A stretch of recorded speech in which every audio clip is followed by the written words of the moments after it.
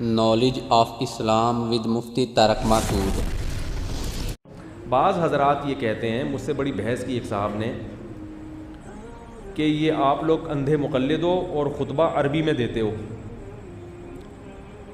خطبہ تو اصل میں وعظ و نصیحت ہے اور وہ قومی زبان میں ہونا چاہیے، اردو میں، انگلش میں، فارسی میں۔ کیا خیال ہے؟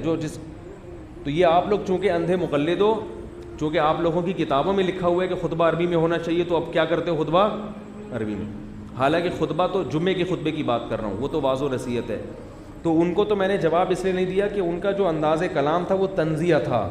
جو آدمی طنز کر رہا ہو نا، وہ سمجھنا نہیں چاہتا اس کو۔ وہ کیونکہ اسٹائل جب بات کا یہ ہوگا کہ اندھے مقلد ہو، اس کا مطلب ہے اس کا مقصد صرف تانا ہے، یہ سمجھنے کے لیے نہیں آیا۔ تو میں نے ارادہ کیا تھا میں کسی وقت بیان میں اس کا جواب دوں گا۔ یہ بات خوب یاد رکھیں، خطبہ جو ہے نا، ہم خطبہ عربی میں اس لیے دیتے ہیں کہ اس خطبے کو قرآن نے ذکر اللہ قرار دیا ہے۔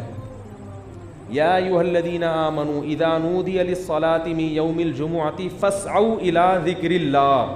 اے ایمان والو، جب جمعے کے لیے تمہیں بلایا جائے تو اللہ کے ذکر کی طرف دوڑو۔ اس ذکر میں خطبہ بھی داخل ہے، اور ذکر اللہ عربی میں ہوتا ہے۔ اردو میں جتنے بھی ذکر ہیں، اللہ اکبر، سبحان اللہ، الحمدللہ، ذکر کی جتنی بھی قسمیں ہیں، کوئی بھی اردو میں یا انگلش میں وہ ورڈنگ ہے انہی الفاظ میں ہے، وہ عربی میں ہے، کیونکہ عربی اسلام کی سرکاری زبان ہے۔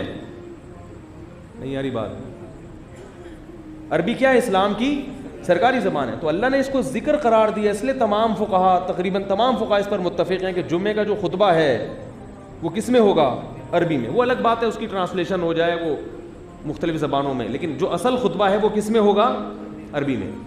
رہا یہ مسئلہ کہ بھئی خطبے کا تو مقصد ہے، وہ تو واضح و نصیحت ہے، تو وہ اردو میں ہونا چاہیے تاکہ لوگوں کو سمجھ میں آئے۔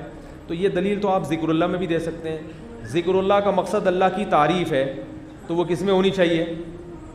بھئی 33 دفعہ جو آپ سبحان اللہ الحمدللہ پڑھتے ہو، یہ سبحان اللہ الحمدللہ نہ پڑھو، آپ بولو کیونکہ مقصد اللہ کی بڑائی ہے، تو ایسے الفاظ میں ہونا کہ مجھے سمجھ میں تو آئیں۔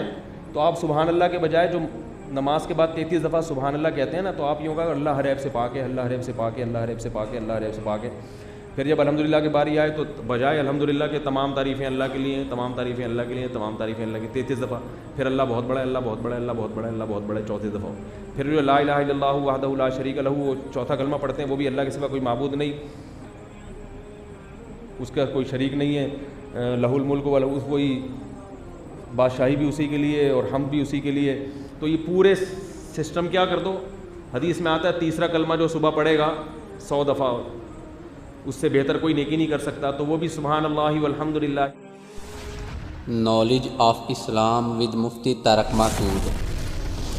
ولا الہ الا اللہ اللہ اکبر کے بجائے کیا کرنا چاہیے اس کو؟ کیونکہ مقصد اللہ کی تعریف ہے، تو وہ ہم ایسے الفاظ میں کریں گے جو سمجھ میں آ رہی ہو، تو وہ مقصد زیادہ پورا ہوگا۔ تو جیسے وہاں یہ آپ کی منطق نہیں چلتی، ایسے ہی جمعے کے خطبے میں بھی منطق نہیں چلے گی۔ اور سب سے مضبوط دلیل قرآن کی آیت کے بعد یہ ہے کہ یہ فلسفہ صحابہ اور تابعین کی سمجھ میں کیوں نہیں آیا؟ خلفائے راشدین کے دور میں اسلامی حکومتیں بہت بڑے حصے میں پھیل چکی تھیں، جس میں اجمیوں کی بہت بڑی تعداد تھی، مختلف زبانیں تھیں، مگر آج تک کسی ملک میں ایسا نہیں ہوا صحابہ کے تابعین اور تبع تابعین سے جو سیٹ اپ چلتا آ رہا ہے کہ انہوں نے جمعے کا خطبہ کسی اور زبان میں جا کے دیا ہو۔ کوفہ میں عربی نہیں تھی جب کوفہ فتح ہوا ہے، ان کی زبان الگ تھی، لیکن کوفہ کی مسجدوں میں بھی خطبہ کس میں ہوتا تھا؟ عربی میں۔ خلافتیں قائم ہوئیں پوری دنیا میں مسلمانوں کی، فارسی زبان اسلام کی یعنی مسلمانوں کی جو گورنمنٹ تھی بعض علاقوں میں تو اس کی سرکاری زبان فارسی بن گئی، مگر پھر بھی خطبہ کس میں ہوا ہے؟ تو یہ سارے صحابہ، سارے تابعین، سارے مجتہدین معاذ اللہ کیا بے وقوف تھے، ان کو یہ لاجک سمجھ میں نہیں آئی۔ تو مجھے ایسا لگتا ہے کہ ہم اندھے مقلد نہیں ہیں، آپ ترک تقلید میں کچھ ضرورت سے زیادہ آزاد ہو گئے ہیں، اس کا نقصان ہوگا۔ سمجھ میں آ رہی ہے بات؟ تو پوری دنیا میں جہاں بھی صحابہ کرام گئے ہیں، انہوں نے چاہے وہ عربی ہو یا اجمی، اس ملک کا رہنے والا، جب بھی وہ خطبہ دیتے تھے تو کس زبان میں؟ عربی میں دیتے تھے۔ اس میں حکمت کیا ہے؟ اس میں ایک بڑی حکمت یہ ہے کہ اسلام عربی زبان کو زندہ بھی رکھنا چاہتا ہے، تاکہ عربی الفاظ سے لوگوں کو مناسبت بولو بھائی رہے.